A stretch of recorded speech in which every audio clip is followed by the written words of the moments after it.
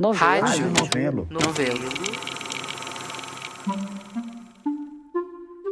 Tá começando o Rádio Novelo Apresenta. Eu sou a Branca Viana. Beba-me. É isso que está escrito no rótulo de um vidrinho misterioso numa cena do livro Alice no País das Maravilhas. Nessa cena, a Alice precisa passar por uma portinhola bem pequenininha, muito pequenininha mesmo, e não tem chance dela conseguir se agachar e se espremer para passar. Ela tá meio perdida, sem saber o que fazer, quando ela vê esse vidrinho em cima de uma mesa. Beba-me. Só que a Alice não é boba nem nada. Ela não vai beber um líquido desconhecido só porque a garrafinha tá mandando. Então, ela olha primeiro para ver se não tá escrito veneno em algum lugar. Aí sim, ela toma. E aí, quando ela se dá conta, ela tá encolhendo que nem um telescópio fechando. Agora, ela tem o tamanho exato para passar naquela portinhola. As histórias do episódio de hoje têm um tantinho daquela garrafinha convidativa. Nos 2 atos, tem gente se desdobrando para conseguir enxergar mundos bem menores que elas, e sem poção mágica. Daqui a pouco, quando a gente voltar, a Bárbara Rubira conversa com alguém que passou bastante tempo tentando passar por um portal de outra natureza.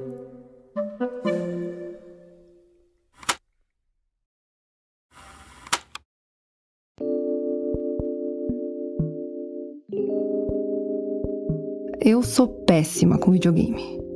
Muito ruim mesmo. Eu acho que como eu não tive um console de videogame em casa quando era pequena, eu nunca desenvolvi a destreza manual para mexer no controle remoto. E nem decorei onde fica cada botão. Eu também nunca tive nenhum jogo de computador para além dos já pré-instalados no Windows. Celular, mesma coisa. O último jogo que eu joguei, acho que foi o jogo da cobrinha no Nokia, sabe? Assim. Essa é a Isabel Arari, e ela estava mais ou menos na mesma que a minha. Ela também é jornalista e trabalha na Repórter Brasil. E, bom, dado que o jogo da cobrinha anda meio em baixa, você deve imaginar que o que a Isabel cobre como jornalista não tem nada a ver com videogame. Mas uns tempos atrás, ela recebeu uma missão. Você já vai entender o porquê. Por enquanto, basta você saber que essa missão, essa pauta, na verdade, envolvia um mergulho profundo da Isabel num mundo novo. No mundo do Roblox. Você sabia o que era Roblox antes disso, assim? Nunca tinha ouvido falar em Roblox. Tinha ouvido falar de Mario Kart, Donkey Kong e olhe lá. Então, joguei no Google Roblox, né? O que é, e descobri um mundo. Se você tem mais de, 25 anos, talvez você também não faça ideia do que é Roblox. É uma empresa muito valorizada no mundo inteiro, uma febre entre crianças e adolescentes, né? Eu só sei o que é Roblox justamente por causa das crianças e dos adolescentes da minha família. Roblox é uma plataforma de jogos online. Você pode acessar entrando no site ou baixando o aplicativo. Basicamente, você cria uma conta, de graça, escolhe um nome de usuário, monta um bonequinho, um avatar, que vai ser você ali dentro daquele mundo, e tem acesso a um monte de jogos, de tudo quanto é tipo. Uma pessoa que eu entrevistei me descreveu como uma Netflix de jogos, né? E os jogos são separados em gêneros, igual os filmes no streaming. Ação, aventura, quebra-cabeças, simulação, esportes, tiro. Então eu vi que tinha 1000 jogos pra você jogar capoeira. Então eu entrava lá e ficava vendo o que dava pra fazer, skate, exército brasileiro. Então aprendi a bater continência, aprendi a fazer várias coisas. Aliás, a Roblox não chama nenhuma dessas coisas de joguinhos, não. São experiências. Então, claro, você pode jogar um jogo de corrida, você pode entrar numa batalha de looks para escolher o look ideal para cada ocasião, mas você também pode entrar na loja da Adidas e ficar dando uma olhada nos últimos lançamentos. Você pode entrar na experiência da Hyundai e ver os carros que tem ali. Tudo isso, no caso, em versão digital, dentro da tela do computador. Tem o show do Elton John, que é uma experiência super imersiva. Você sabe quem é Elton John? Elton John? Ah, eu sei quem é o Elton John. Ele é um cantor, não é? Ele fez a música do I'm Still Standing. Tem umas outras lá que eu sei também, mas eu não lembro agora. Esse é o Matheus, meu irmão gamer de 15 anos. E meu consultor especial para assuntos de Roblox. Ele vai aparecer aqui de vez em quando pra me ajudar a entender algumas coisas. Mas bom, vamos pra missão que a Isabel tinha que cumprir. Então, a primeira etapa da investigação, isso foi uma novidade pra mim, foi ficar imersa nesse universo, né? Aprender a jogar. E como é que você se sentiu tendo que aprender a brincar ali dentro? Você se sentiu meio peixe fora d'água? Não, totalmente peixe fora d'água, assim, eu ficava no caminho dos outros avatares, assim, eu atrapalhava o jogo de todo mundo, basicamente. Eu lembro quando eu aprendi a levantar a cabeça, eu comemorei muito, porque abriu-se, assim, um outro campo de visão.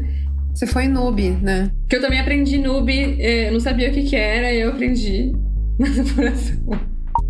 Noob o pessoal que joga usa pra chamar o pessoal que é ruim no jogo. Na teoria, noob é pra ser quem acabou de começar a jogar. Mas o pessoal normalmente usa como insulto, tipo, pra uma pessoa que joga mal. E aí teve um momento que eu comecei a ficar meio viciada, assim, eu chegava em casa, porque eu só tinha baixado no computador do trabalho, e eu chegava em casa e falei, ai, que vontade de jogar. A Isabel me disse que ela ficou especialmente viciada naquele joguinho de capoeira que ela descobriu ali dentro. Que depois que ela foi pegando mais ou menos o jeito, ela começou realmente a gostar da brincadeira. Lembrando que ela estava jogando a trabalho, tá? Mas essa fronteira entre diversão e trabalho, a gente já vai ver, não é tão simples assim de definir. A ideia era que ela entendesse melhor o ambiente do Roblox, a experiência e as interações entre os usuários. Tudo isso trabalho jornalístico, para uma pauta que ela estava fazendo sobre a plataforma. A Roblox foi desenvolvida por uma empresa americana e existe desde 2004.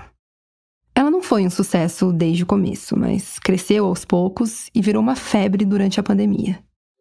O mundo real estava fechado, sobrou o mundo virtual. Esse crescimento foi tão rápido que em 2021 a Roblox abriu capital na Bolsa Americana. Na época, a empresa foi avaliada em 38 bilhões de dólares. Uma coisa que a Roblox traz é que ele possibilita que os usuários também desenvolvam jogos ou elementos dos jogos. O Roblox, ele tem milhares de jogos que as próprias pessoas, jogadores, né, usuários do Roblox, criaram. É aí que aquela comparação com a Netflix para de fazer tanto sentido. Porque esse, na verdade, é o principal diferencial da Roblox. Naquele catálogo de jogos ou de experiências, a maioria das coisas não foram feitas pela Roblox ou por outras empresas, mas por outros jogadores. Quer dizer, aquele joguinho de capoeira que a Isabel ficou viciada, provavelmente foi feito por um outro usuário que gosta de capoeira, igual a ela. Como é que isso acontece? O Roblox, ele disponibiliza o Roblox Studio, que eles chamam, que é onde você pode criar seu próprio jogo. Esse Roblox Studio tem um monte de modelos de jogos disponíveis para usar como ponto de partida, então você não precisa necessariamente entender de programação para criar um jogo. Claro que se você entende mais de programação, você pode partir desses modelos para criar coisas mais complexas, mais refinadas, jogos melhores e mais bonitos. Não falta tutorial no YouTube para isso. Então é um arsenal aí de ferramentas super interessante para você. Você pode criar uma espada diferente, você pode, enfim, criar uma rua para um jogo. Infinitas possibilidades super interessantes, principalmente no mundo que a gente vive hoje, para as crianças e adolescentes aprenderem a programar, enfim. E daí nisso, as pessoas criam jogos geralmente para ganhar dinheiro, né? É aí que vem o pulo do gato. Eu te falei, né? Criar uma conta na Roblox, fazer seu avatar, seu bonequinho, participar das experiências, isso a princípio é de graça. Mas, como quase tudo nessa vida, se você quiser ir mais longe, ter uma experiência mais legal, você vai ter que abrir a carteira. Se você quer passar de fase mais rápido, você pode pagar. Eu montei o meu avatar. Se eu quero ter um chapéu diferente, eu posso pagar. Pagar com dinheiro virtual. Os chamados Robux. Que o Robux é o dinheiro dentro do Roblox, né? Que você paga com o dinheiro real. Robux, em inglês, eles chamam de Robux. Bucks, tipo pila, pratas, mangos trocados, etc. Na cotação atual, você consegue comprar 500 Robux por R$ 29,90. Mas não funciona como câmbio normal. Se você comprar uma quantidade maior de Robux, rola um descontinho. E daí, os criadores, eles podem trocar o Robux por dinheiro real. Do mesmo jeito que dá para comprar Robux com dinheiro de verdade, dá para fazer o caminho inverso. Sacar os Robux que você ganhou dentro da plataforma em dinheiro real. Tem um valor mínimo para conseguir fazer esse resgate, e a conversão, claro, não é a mesma, tipo vender dólar. Mas então, quando você cria um jogo, você pode também criar coisas dentro dele que são monetizadas. Então, por exemplo, eu criei lá meu jogo de polícia ladrão. Daí eu crio uma Game Pass que chama de, por exemplo, uma arma lá muito poderosa. Daí eu vendo por exemplo, 400 Robux. E nessa, o que para um adolescente era brincadeira, vai virando uma possível oportunidade de negócio.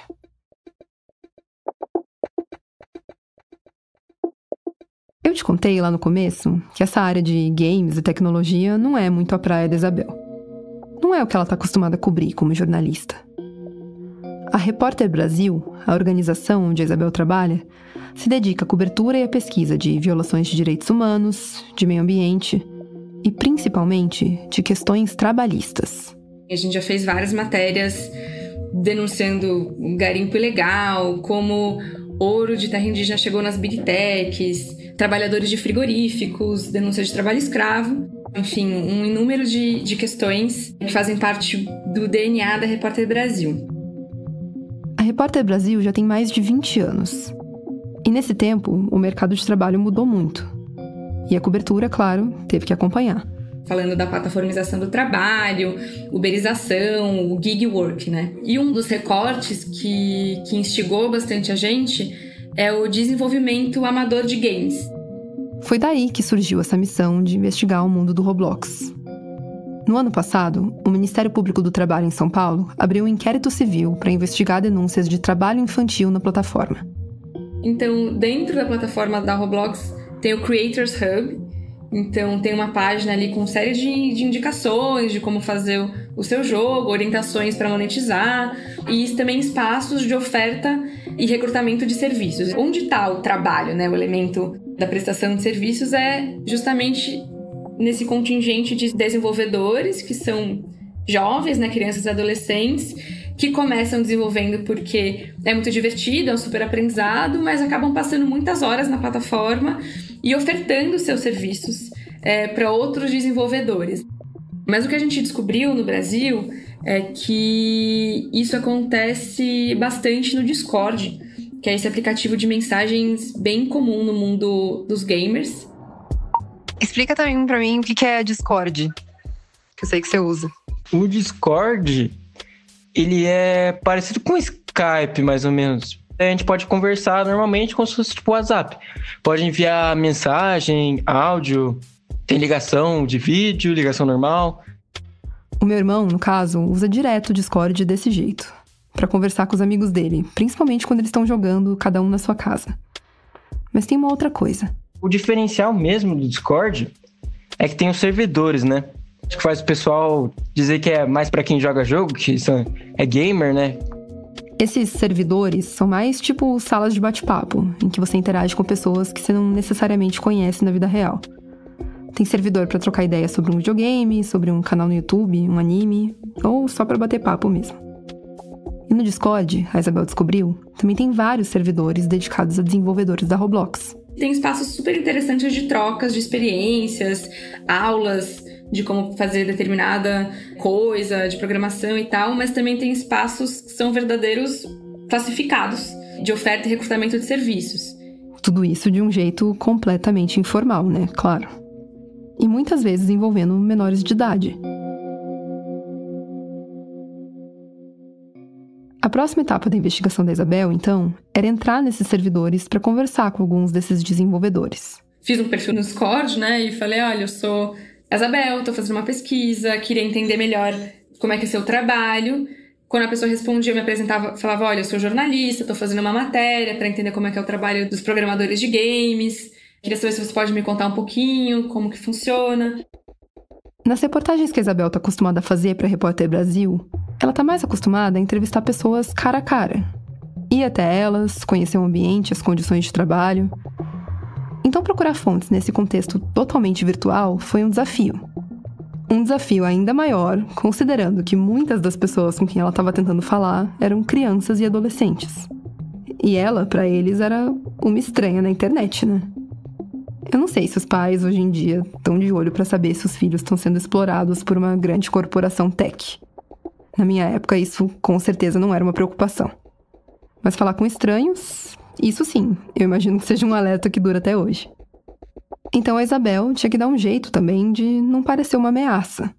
Acho que a gente tem uma experiência, sei lá, bate-papo da UOL, né? Umas pessoas bizarras nesses bate-papos. Então eu ficava muito aflita de querer mostrar pra eles que eu era uma jornalista de verdade, a Repórter Brasil é uma organização séria. A Isabel me contou, inclusive, que alguns dos jovens com quem ela conversou foram bem desconfiados e cuidadosos.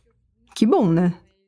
Mas aí ela mandava algumas reportagens dela e ela chegou a fazer umas chamadas de vídeo abrindo a câmera só do lado dela, pra provar que era ela mesmo.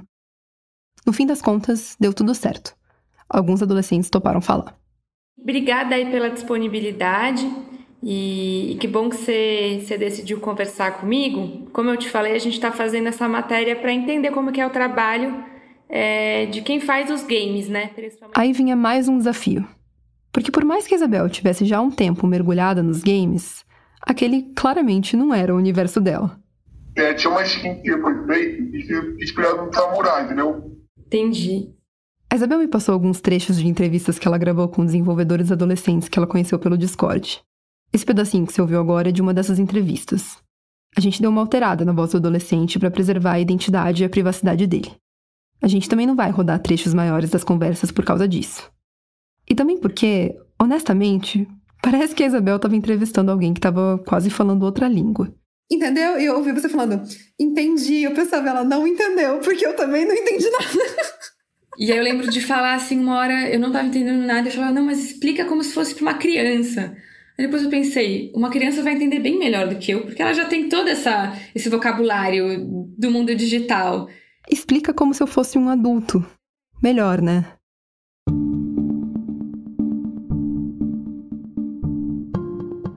A maioria das pessoas que eu conversei começou pra entender como é que funcionavam esses jogos, né? Curiosidade mesmo. Curiosidade, mas quando aparece essa possibilidade de ganho financeiro, é um incentivo pra essas pessoas, né? Então, eu perguntava, mas é por diversão ou é pelo dinheiro? E aí alguns respondiam, meio a meio, né?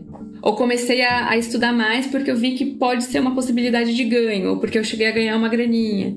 De alguma forma, o incentivo ao lucro é o que leva esses adolescentes, essas crianças e adolescentes, a se dedicarem mais e mais tempo nas plataformas de um regime que parece um regime de trabalho. Assim, alguns me falavam, eu trabalho 6 por 3, né? 6 horas por 3 dias, mas às vezes no fim de semana eu trabalho 12 horas. Eles usam a expressão trabalho. Alguns pagamentos são feitos mensais, né? Então, alguns elementos que remetem ao trabalho, né? Então... A Isabel também ouviu história de adolescente levando calote depois de oferecer serviços para outro desenvolvedor nesses arranjos totalmente informais no Discord. E uma das reclamações que ela mais ouviu foi sobre a dificuldade de ganhar dinheiro de verdade com a Roblox. Porque, como boa parte das transações são feitas dentro da plataforma, em Robux, essa moeda virtual, às vezes a grana fica presa ali. Para conseguir fazer o resgate em dinheiro real, você precisa ter no mínimo 30 mil Robux. Para você ter uma ideia, se eu fosse comprar esses 30 mil Robux para gastar ali dentro da plataforma, ia me custar mais de R$1.000. É muito, demora para juntar. E o câmbio, aí sim, que nem o dólar, por exemplo, ele não tem a mesma cotação de compra e de venda. Se eu quiser resgatar esse mínimo de 30 mil Robux em dinheiro de verdade, eles vão virar pouco mais de R$600 na cotação atual. Então, para muita gente, vale a pena deixar ali mesmo e gastar dentro da plataforma. E quem ganha com isso é a Roblox, né? Segundo a própria empresa, dos mais de 80 milhões de usuários, só 16 mil foram remunerados pela plataforma. A Roblox é uma empresa, né? Então ela visa o lucro. Então, claro que tem essa possibilidade de pagamento aos desenvolvedores, é um pagamento muito pouco diante do lucro que essa empresa tem, e acho que faz parte da estrutura dela. Também lucrar com o trabalho desses desenvolvedores, que podem ser desenvolvedores menores de idade, desenvolvedores que são adolescentes e que são crianças. Um dos executivos da Roblox, que se chama Stefano Corazza, ele deu uma entrevista no começo do ano passado, que ele falou que o que eles fazem é dar um presente para os jovens desenvolvedores. Então, Um adolescente que está numa favela da Indonésia, que tem um laptop, pode ficar rico desenvolvendo jogos na Roblox. Mas quantos outros jovens, né, adolescentes estão dando dinheiro para essa grande empresa, estão trabalhando e não estão recebendo nada ou quase nada em troca, né? Quando a reportagem da Isabel foi publicada no site da Repórter Brasil, a equipe preparou também um vídeo. Oi, eu sou a Bel, jornalista da Repórter Brasil. Essa aqui também é a Bel, meu avatar na Roblox. A Isabel gravou na frente de um fundo verde, mostrando também o avatar que ela criou para a investigação. Eu, particularmente, achei que ficou bem legal. O link tá lá no site da Rádio Novelo. Mas o que a equipe não estava esperando era que o vídeo ia explodir na bolha gamer. Foi o vídeo mais acessado da Repórter Brasil no ano passado, e a Isabel viu até gente fazendo o react da matéria dela. A julgar pela linguagem e pelos avatares, a maioria dos comentários no vídeo parecem ser de adolescentes. E eles não gostaram muito de ver a brincadeira no Roblox sendo ligada ao trabalho infantil, não. Falando coisas do tipo... Como assim trabalho infantil? Estão sem coisa pra fazer e estão falando da Roblox? Criança trabalhando em semáforo e o governo nem liga. Agora a criança se divertindo enquanto trabalha voluntariamente com Roblox. O governo já diz, trabalho infantil.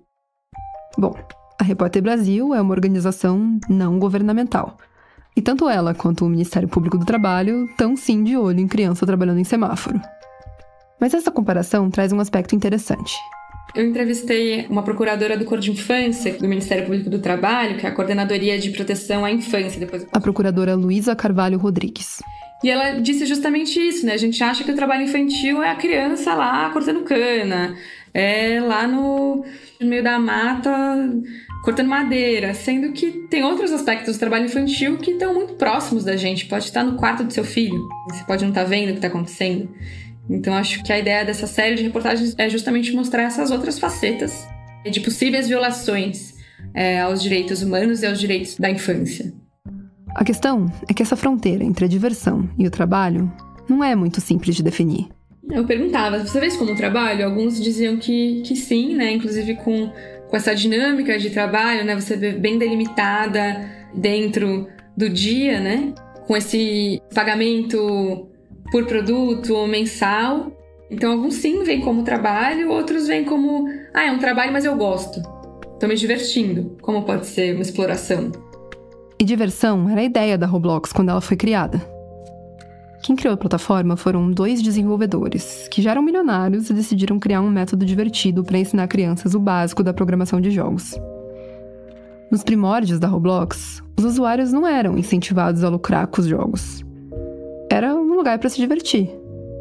E aí as coisas mudaram. Teve uma época em que o slogan da empresa virou: crie qualquer coisa, atinja milhões, ganhe muita grana. Conversando com a Isabel, eu fiquei pensando em como esse parece ser o triste fim de quase tudo na internet.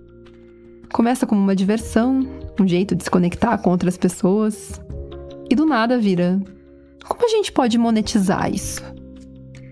É perverso, né? Porque para as crianças e para os adolescentes, o incentivo deveria ser a curiosidade, a brincadeira, não o dinheiro. A investigação do Ministério Público do Trabalho continua rolando.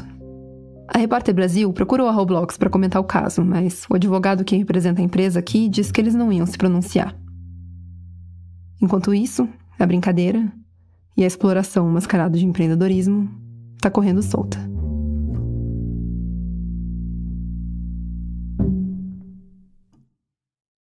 Essa foi a Bárbara Rubira. No segundo ato do episódio, a gente vai precisar se apequenar mais ainda para conseguir entender o que está acontecendo. Mas é uma história que afeta todo mundo, independente do tamanho. Quem vai contar essa é a Sara Zoubel, logo depois do intervalo.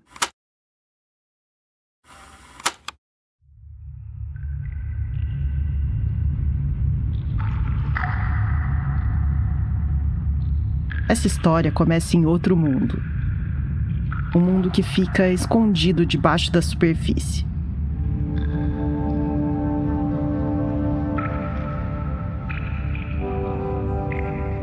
O nome dessa caverna é a Caverna Lapa do Boqueirão, que fica no município de Vila Propício, aqui no interior de Goiás. E nesse mundo subterrâneo, a gente vai ainda mais fundo. Como se a gente pudesse se miniaturizar. no melhor estilo Querida Encolhi as Crianças, e acessar uma segunda realidade oculta.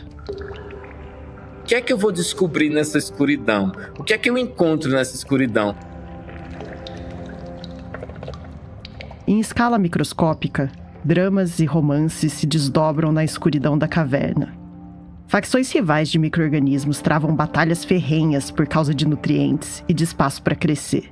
Outras criaturas se encontram, se apaixonam e começam histórias de amor e simbiose que duram milênios. O Jadson passa uma boa parte do tempo dele pensando nesse mundo duplamente misterioso. Eu sou Jadson Bezerra. Ele é biólogo e professor da Universidade Federal de Goiás. E também... eu não sei se um amado ou um amante dos fungos. Mas por que você não sabe se você é um amado ou um amante? Porque talvez eu sou os dois, então eu prefiro não me identificar para que os fungos não fiquem chateados comigo. Tudo bem, não, eu entendo que você seja um amante dos fungos. Agora, um amado dos fungos, agora você vai precisar me explicar. Mas por que eu não posso ser um amado dos fungos? Se a gente descreve várias espécies novas, significa que eles gostam de ser estudados por nós, né? E aí o nosso grupo de pesquisa tem feito aí várias descobertas, sejam associadas com plantas, com sedimento de manguezal, com cavernas. A gente está avançando para as cavernas do Cerrado, da Mata Atlântica, da Amazônia. Em breve, talvez, a gente vai visitar uma caverna no Pantanal. Então, a gente se dedica tanto para estudá-los. E aí a gente passa a ser amado por eles também, né? Tá bom, então eu posso te descrever Jadson, o cientista preferido dos fungos. Preferido dos fungos, ou seja, então os fungos gostam de mim também. Tudo bem, você pode ficar livre. A Lapa do Boqueirão é a primeira caverna que o Jadson e o grupo dele estudaram.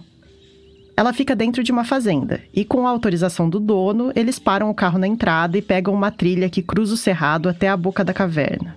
Essa caverna é um pouco especial, porque para que a gente consiga entrar na caverna, é como se a gente estivesse subindo algumas pedras, alguns degraus.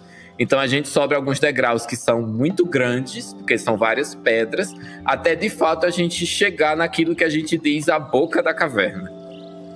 E é nesse limiar, entre o dia claro e quente do cerrado e a penumbra fresca da caverna, que de fato começa a expedição. Então, eu sempre digo, eu não lembro quando eu estava no ventre da minha mãe, mas é como se a gente estivesse voltando para as nossas origens. Aquela tranquilidade dentro da caverna, então aquela calmaria.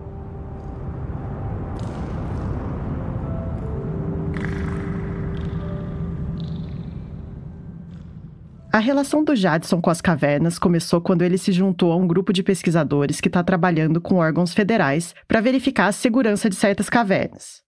Basicamente, para ver se não tinha ali nenhum fungo ou outro micro-organismo que poderia ser perigoso para quem entra nelas.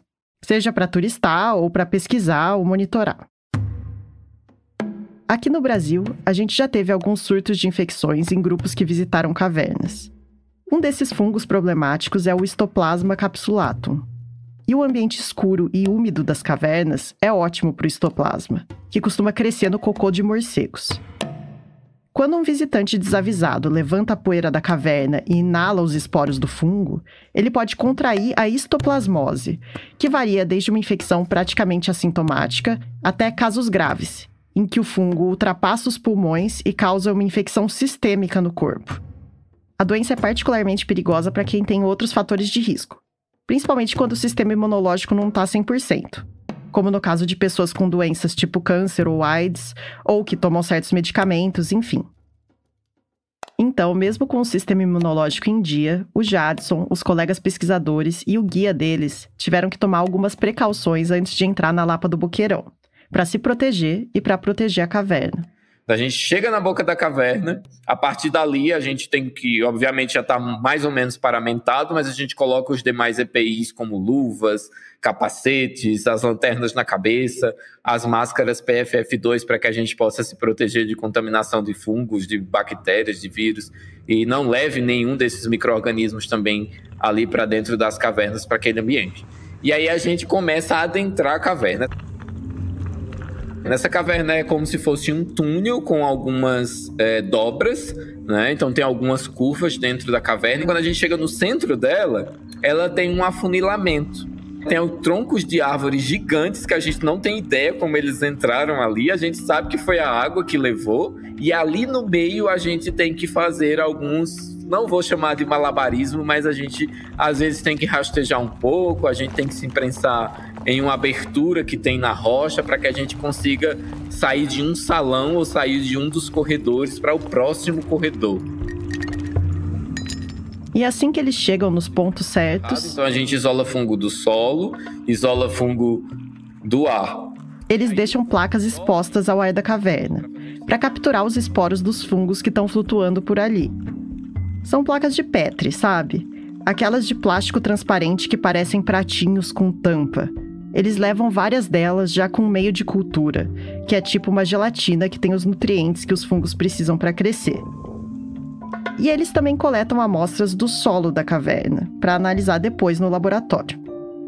Hoje em dia, dá para sequenciar o DNA de todos os fungos que estão em cada amostra de uma vez só, e identificar muitos deles por essa técnica. Eu lembro que nós saímos, estava escuridão total fora da caverna, mas isso não nos incomodou, porque a gente já passou a tarde inteira na escuridão total, e eu lembro que a gente saiu, era aproximadamente 21 horas, né? E aí a gente viu aquele céu lindo do cerrado, cheio de estrelas. E daí na mochila tava um monte de frasquinho e placa de Petri. E a gente diz que aqui, nessa mochila, está o tesouro da nossa viagem, da nossa expedição científica. Então, por gentileza, todo mundo fique atento ao tesouro, porque é ali onde está o nosso dia de trabalho, ali naquelas placas de Petri, frasquinhos com solo, sacolinhas esterilizadas com solo que a gente está levando para o laboratório. E depois de analisar essas placas e frasquinhos, de estudar e catalogar esse tesouro biológico... A gente começou a descobrir coisas que nós não imaginávamos. Quando Jadson analisou os fungos da Lapa do Boqueirão e depois de outras cavernas, ele encontrou uma coisa muito mais interessante do que os mesmos fungos de sempre, os velhos conhecidos. E até mais surpreendente do que aqueles fungos patogênicos, que sim, até estavam presentes em alguns locais. O que ele descobriu foi... Às vezes a gente acessa uma caverna, uma única caverna, com uma única expedição científica, e a gente descreve aí 30, 40 novas espécies em uma única caverna. Eles não esperavam encontrar tantos fungos novos escondidos na escuridão. E aí o foco da pesquisa mudou. Não é mais só sobre segurança. É sobre desvendar um mundo desconhecido. Lembra? O que é que eu vou descobrir nessa escuridão? O que é que eu encontro nessa escuridão?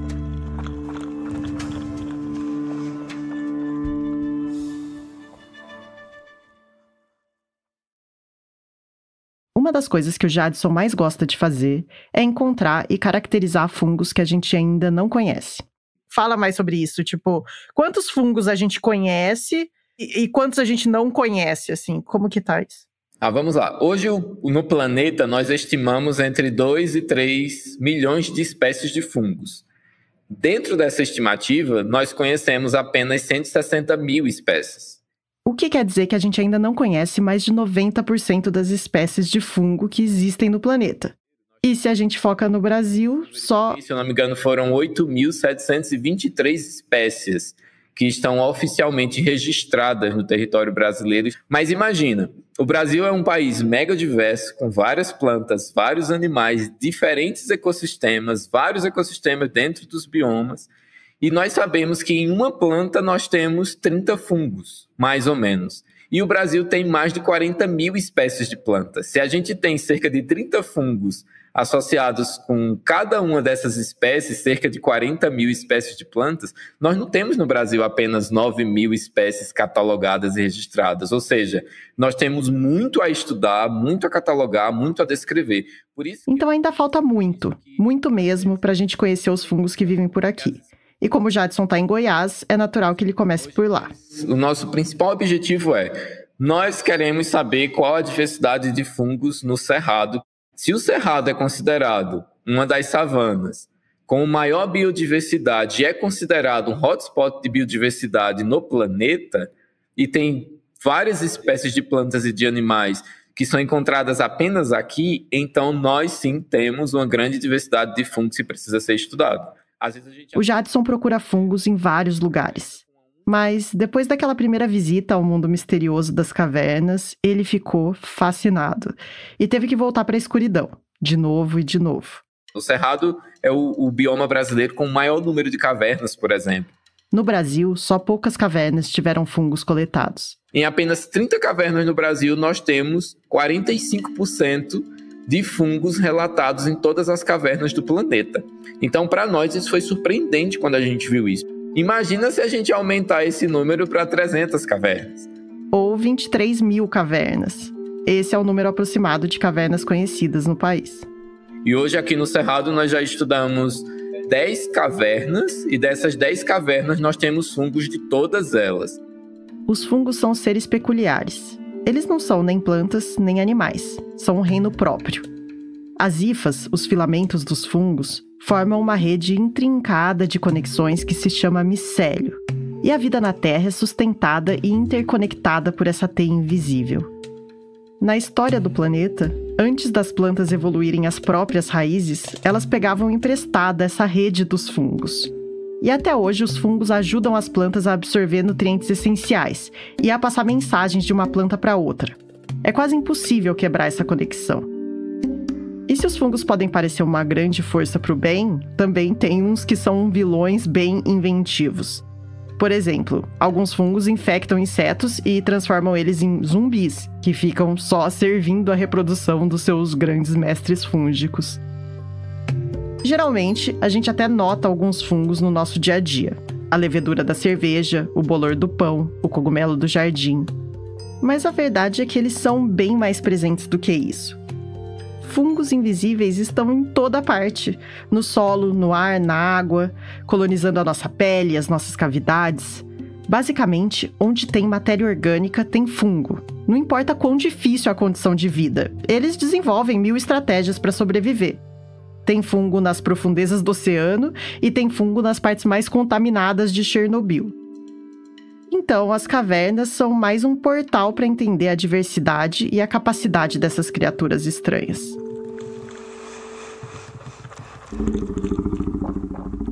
Para viver no mundo subterrâneo, os fungos e outros micro-organismos têm que tolerar a ausência de luz, as concentrações altíssimas de minerais, toxinas, sem falar que eles têm que competir uns com os outros por nutrientes escassos, tipo um ou outro inseto ou bicho morto, o tal cocô de morcego, algumas folhas trazidas pelo vento ou pela água. Eles têm que comer até pedra, literalmente. Os fungos e as bactérias são extremamente importantes também para a formação das cavernas. Eles estão ali atuando na degradação das rochas. Porque uma parte dessa vida microscópica está envolvida em processos geológicos que literalmente moldam ou escavam as próprias cavernas. Eles metabolizam a rocha, alterando a química e a estrutura da caverna ao longo de milhares de anos. Uma caverna viva, como a gente costuma dizer. Quer dizer, faz sentido que os fungos que moram nas cavernas sejam especialmente casca-grossa. Esses fungos casca-grossa costumam ser particularmente úteis para nós humanos em outros contextos. Eles podem degradar substâncias tóxicas e, quem sabe, até remediar ambientes contaminados. Eles matam outros micro-organismos e podem gerar novos antibióticos e por aí vai. E o Jadson quer fazer mais do que descobrir e catalogar a diversidade dos fungos. Ele também tem o objetivo de explorar esse potencial biotecnológico. Normalmente, nesse solo das cavernas, a gente tem encontrado muitos fungos que atuam como no controle biológico. Então, são utilizados popularmente no controle biológico. Controle biológico é uma técnica em que se usa um organismo vivo para combater outro organismo. Como se fosse um ringue do boxe, em que está o inimigo tentando bater no mocinho, né? Então, e o mocinho vai lá e destrói o inimigo. Talvez você já tenha ouvido falar de fazendeiros que colocam joaninhas para comer os pulgões das plantas. Tem também quem borrife alguns tipos de fungo para controlar parasitas ou até para matar insetos que atacam plantações. O controle biológico trabalha com equilíbrio, a gente não consegue eliminar tudo com o controle biológico, né? Então é de fato trazer esse equilíbrio, né? Então esse equilíbrio do ambiente. Por que é que está tendo muitas pragas? Porque alguma coisa já foi destruída antes. Então ali aquilo que não era praga agora tornou-se praga. Então como é que eu vou ajudar a voltar esse equilíbrio? Então os fungos ajudam a minimizar essa população daquilo que a gente está dizendo que é uma praga. Praga para aquela monocultura, mas talvez não é praga para a floresta ou coisa desse tipo, porque a floresta foi retirada para a monocultura, então... O controle biológico pode ser, e já é em muitos casos, uma alternativa para os agrotóxicos. Mas claro que ele não é uma solução milagrosa para a falta de equilíbrio da agricultura comercial, e nem um jeito instantâneo de se livrar de pragas. O controle biológico trabalha no tempo da natureza. A gente só está ajudando a acelerar um pouquinho esse tempo. Por quê? Quando bem utilizado, o controle biológico é uma técnica que costuma ser mais específica e gentil com o meio ambiente e com a nossa saúde. E, consequentemente, se a gente tem esse inimigo natural dos patógenos, a gente minimiza o uso de agroquímicos para que a gente tenha alimentos sempre de melhor qualidade possível. Claro, vários estudos precisam ser feitos para um organismo poder ser usado em campo, de fato, como controle biológico. E o grupo do Jadson já está fazendo algumas colaborações com outros pesquisadores para testar o potencial de alguns dos fungos que eles isolaram. Nós encontramos alguns fungos promissores. Nós temos um isolado de fungo tricoderma que deu um potencial significativo de controle. Um desses parceiros é o Everton Corte, que também é professor na UFG. Meu nome é Everton Corte Campo Fernandes. Eu sou atualmente professor aqui na Universidade Federal de Goiás, no Instituto de Patologia Tropical e Saúde Pública. O Everton está testando os fungos das cavernas contra artrópodes que a gente precisa controlar, tipo carrapatos, insetos que causam doenças em plantas e até o mosquito da dengue. Uma das grandes vantagens do controle biológico é que, comparado com os agrotóxicos, a aplicação é muito mais segura para as pessoas. Os fungos também são oportunistas, né? Conseguem se adaptar de alguma forma, mas em geral eles têm especificidades, né? Então o fungo que causa infecção em artrópode não causa infecção em mamíferos. E ainda bem que é assim, porque lembra dos insetos zumbis? Não é o caso aqui, mas no micromundo dos fungos, essa não é a única estratégia brutal de infecção que parece ficção científica. Imagina uma planta de café. E ali, naquele café, tem um besouro andando despreocupado. O plano do besouro é perfurar um dos frutos ainda verdes do cafeiro e colocar os ovos dele ali dentro. Quando os ovos eclodem, as larvas do besouro vão comer a semente do café. E aí, o nosso cafezinho vai ser vítima da broca do café. Mas vamos pegar uma lupa para ver essa cena mais de perto? O besouro tá ali, procurando algum fruto para perfurar, quando ele esbarra num conídeo, que é um tipo de esporo infeccioso, do fungo Beauveria baciana. O conídeo precisa entrar em contato com a cutícula do artrópode. Isso é bastante interessante, porque se a gente vê outros modelos de outros agentes de controle biológico, muitas das vezes eles precisam ser ingeridos. Né? Vírus, bactérias, por exemplo, também são bastante utilizados para controle biológico, precisam ser ingeridos.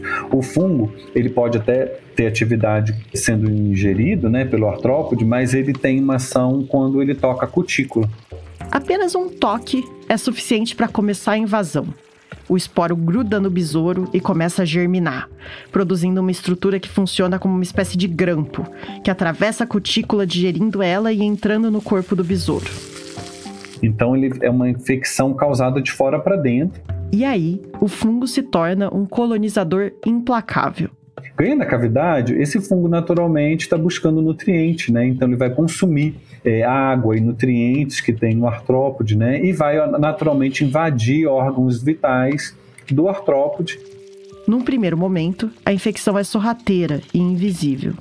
Nesse processo, ele também abre portas, né, para outros tipos de infecção, porque a cutícula é uma barreira física, né, e uma barreira química também contra micro-organismos que estão no ambiente. Então, quando ele rompe essa cutícula, ele também abre portas para que outros agentes causem infecção também. O fungo avança e a conclusão é trágica para o besouro. Ele mata o artrópode e depois ele exterioriza. Né, por isso que quando a gente vê o artrópode morto, né, ele está todo coberto com fungo. Depois de alguns dias, a Beauveria toma conta do corpo da broca. E a infeliz parece que se prendeu num puff de algodão doce.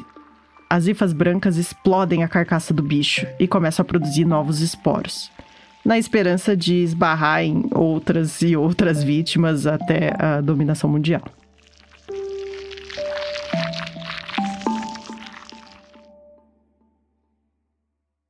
Se a gente parar para pensar que esses fungos estão se especializando em invadir insetos há milhares, milhões de anos, dá para entender por que eles são muito mais eficientes em deter essas pragas do que um produto químico criado há pouquíssimo tempo. Outro ponto positivo para o controle biológico. E a Beauveria bassiana já é um dos fungos mais utilizados hoje no Brasil para controlar alguns tipos de pragas. Tem várias empresas que produzem os esporos infecciosos do fungo para vender para os produtores. Acho que agora eu tô chegando. Então, depois de aprender tudo isso na teoria, eu queria falar com alguém que de fato está usando fungos para proteger a produção. Não, deve ser mais pra frente. Flor da lua, achei. E eu não usei o exemplo do café à toa. Foi porque eu fui visitar o Cid Manicard. Oi, Cid, tudo bom? O Cid produz café num sistema agroflorestal e orgânico no sítio Flor da Lua, em Sousas, um subdistrito de Campinas. Eu andei com ele pelas fileiras de plantas de café, entremeadas com abacateiros, bananeiras e outras espécies de árvores e arbustos que convivem juntas muito bem, formando um verdadeiro ecossistema no cafezal. Essas linhas eu estou plantando abacate, entre um pé de abacate e outro vai um limão. Entre o abacate e o limão, dos dois lados, vai palmito jussara. Essa aqui é essa peixe que nasce aí, eu uso para cortar, para fazer sombra, né? Agora, nesse período eu não quero muito sol na planta. Quero que ela se desenvolva mais na sombra, que aí o fruto atrasa e ele vai ficando mais complexo, a bebida vai ficando mais complexa. O cafezal, por sinal, estava muito vistoso e lotado de frutos ainda verdes. Mas você já teve que fazer algum resgate, assim, com o micro-organismo de alguma coisa que aconteceu? Eu tive em mais ou menos 2010, 2011, quando eu colhi, estava tudo lindo, né? Quando eu fui descascar o café, estava lotado de broca. Tava muita broca. E como aqui ninguém plantava café por perto, né? Você vê que ela vem, né? Não sei de onde ela vem. Então, eu comecei a usar a Beauveria e sempre está controlado. Então, você sempre... Pensar no que é pequeno virou parte do dia a dia do Cid. Ele passa um tempo considerável preocupado com os micro-organismos da lavoura dele. E não só por causa do combate de pragas. O Cid faz vários tipos de culturas para enriquecer o solo. E todo lactobacilo eu jogava aqui. E todo Saccharomyces eu jogava numa outra, com uma mangueirona que eu desço lá de cima. A gente passou por umas pilhas grandes de bocache, um fertilizante natural feito a partir da degradação de matéria vegetal por micro-organismos, tipo uma compostagem. Na maior parte do tempo, ele faz culturas de micro-organismos locais, aqueles que ele encontra nas matas dos arredores do sítio, para ajudar a enriquecer o solo da agrofloresta dele. Ó, dessa coleta, né, que a gente faz na mata, o interesse ali é na biodiversidade da microbiota da mata. Essa riqueza de fungos e bactérias fortalece a conexão das plantas umas com as outras, garante a absorção de nutrientes e também ajuda na competição com outros micro-organismos que podem ser patogênicos para as plantas.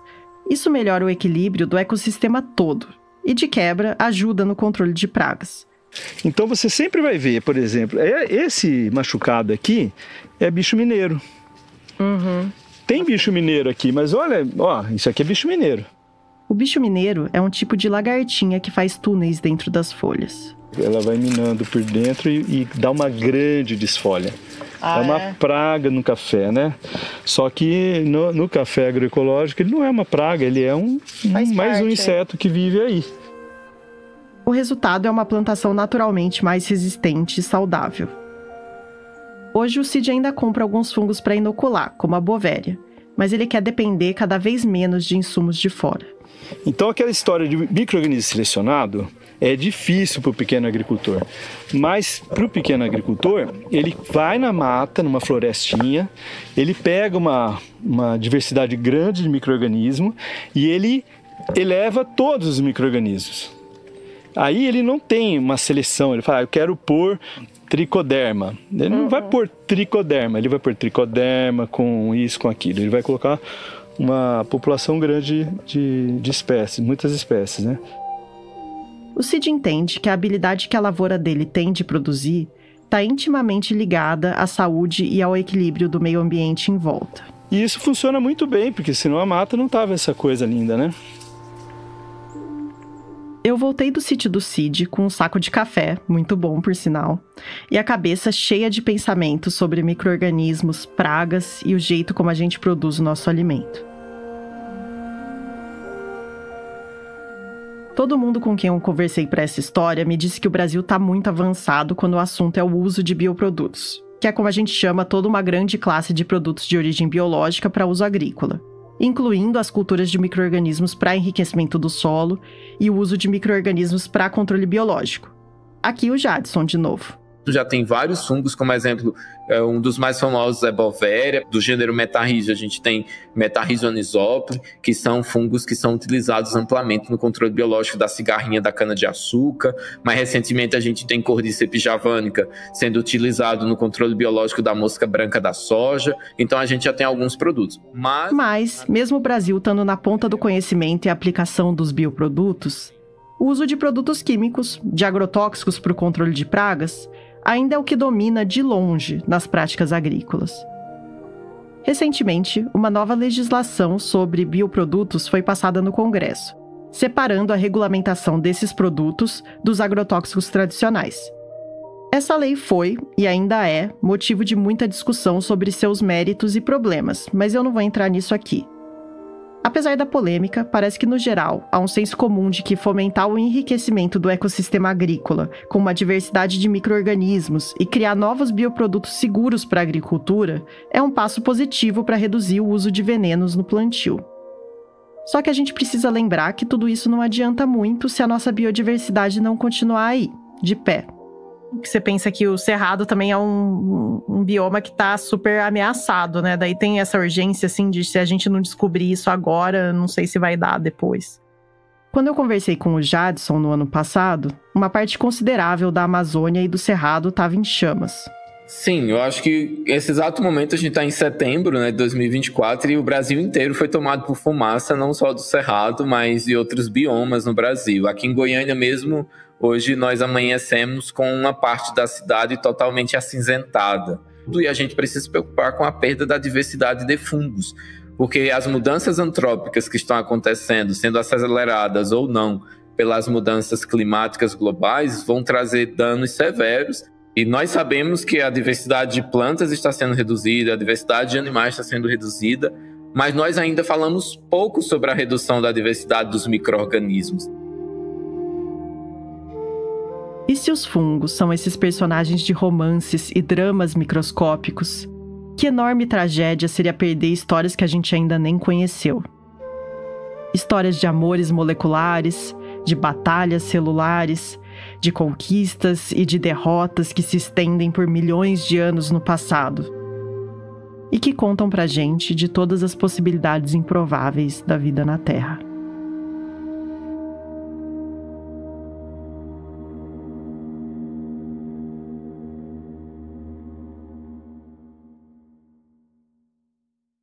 Essa foi a Sarah Zobel.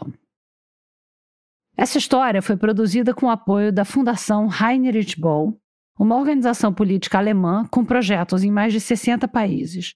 No Brasil, a organização contribui para o fortalecimento da democracia e para a garantia de direitos. Já já a gente está de volta.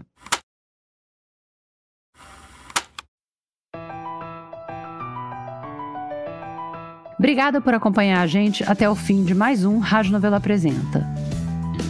Essa semana, na página do episódio no nosso site, tem o link para a reportagem da Isabel Harari sobre Roblox e também tem fotos das expedições do Jadson pelas cavernas do Cerrado. Lembrando que você pode acompanhar a gente no Instagram, no Twitter, no YouTube, no Threads, no Blue Sky ou no TikTok. Em tudo quanto é lugar, a gente está no @radionovelo.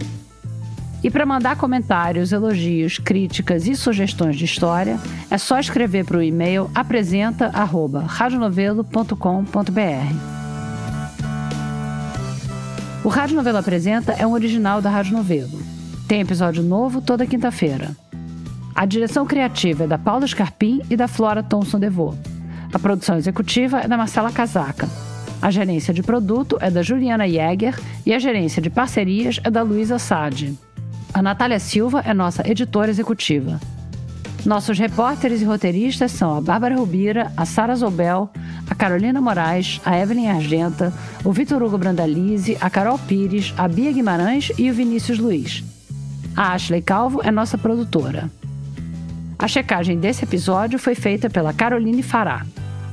Esse episódio teve apoio de montagem e sonorização da Mari Leão. A mixagem é da Bia Guimarães e da Júlia Matos. Nesse episódio, a gente usou música original de Vitor Rodrigues Dias e também da Blue Dot. O desenvolvimento de produto e audiência é feito pela Bia Ribeiro. O design das nossas peças é do Gustavo Nascimento. A nossa analista administrativa e financeira é a Tainá Nogueira, a nossa estagiária é a Isabel de Santana e quem faz a revisão das transcrições dos episódios pra gente é a Flora Vieira. Obrigada e até a semana que vem.